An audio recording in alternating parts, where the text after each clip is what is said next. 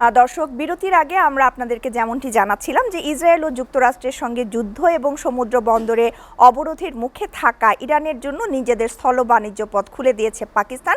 আর এর ফলে এখন থেকে পাকিস্তানের উপর দিয়ে ইরানের পণ্য পরিবহন বা ট্রানজিট সুবিধা পাওয়া যাবে।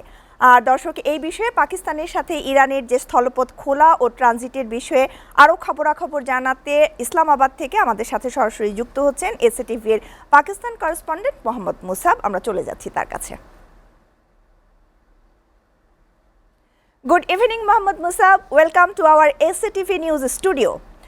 Musab, what's the current situation of the Iran-Pakistan land port connectivity and third country transit?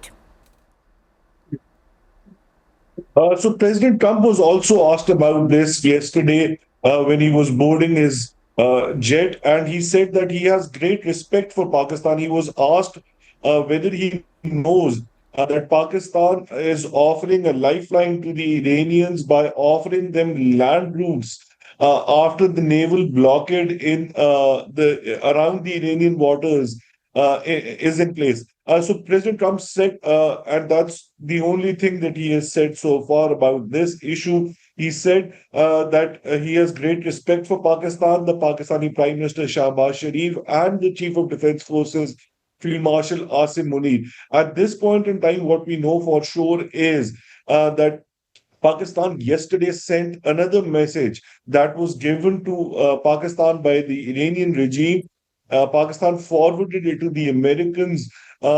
At this point in time, what we know for sure is that the Americans went through that proposal and called it not enough. Uh, Although Pakistan is trying its best behind closed doors to bring both nations to a negotiation table in Islamabad, but it seems that they're still very far off from each other.